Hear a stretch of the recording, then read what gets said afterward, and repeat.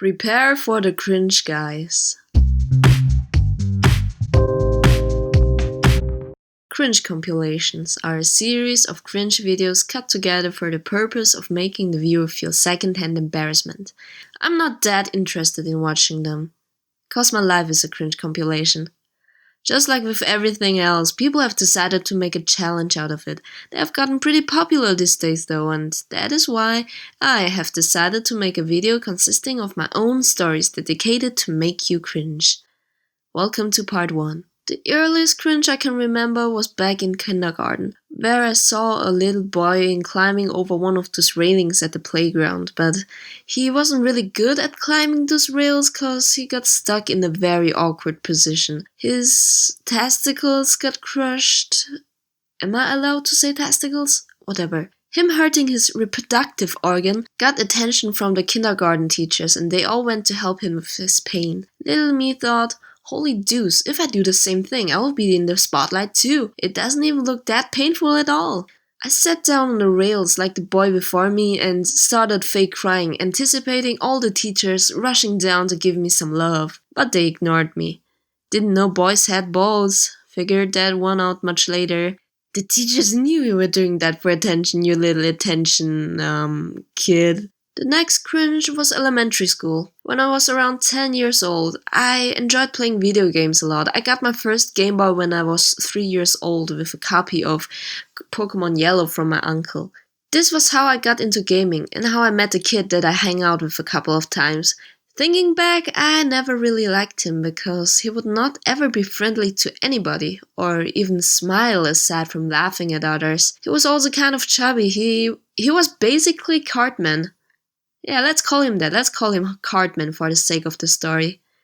And I lent him a new game I got once, which was Doom for the Game Boy Advance, and he never returned it. Spoiler alert, the friendship between us didn't last long. If you're watching this, Cartman, I want my game back. His parents gave him everything he wanted. When I visited his apartment for the first time, their living room consisted of this huge wall of video games and every new console that came out. I've never seen so many games at once, not even at the game store. One day when I was over at his place sitting in the living room, he had to go out the room and do some errands. Cartman just left me in his room without providing me with at least some sort of entertainment. I just sat there for 15 minutes doing nothing, waiting for him to come back. Not hard to imagine that I was bored out of my mind.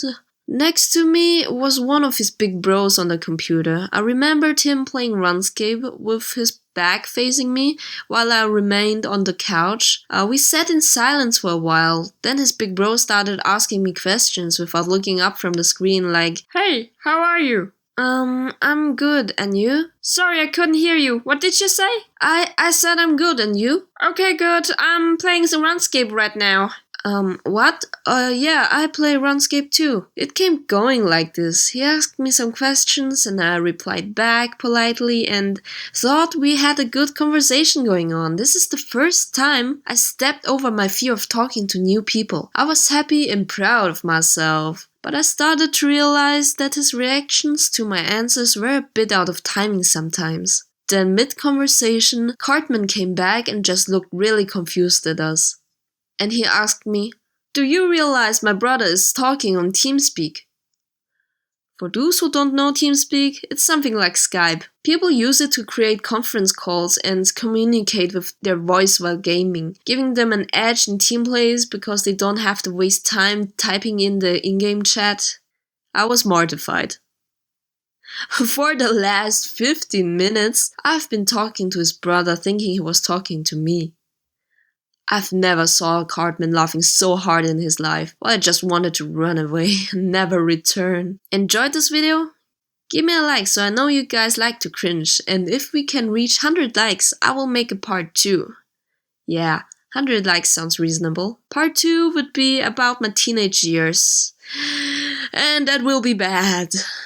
By the way, I heard from a friend that Cartman got sent into fat camp and lost quite some weight and also is a nicer person now. Good for you, Cartman, I still want my game back. I hope you liked my video. Just wanted to say that I made a Twitter account, so follow me if you're feeling it. If you got any cringe stories, write them in the comments so I can read them and feel better about myself. Thanks for watching, guys.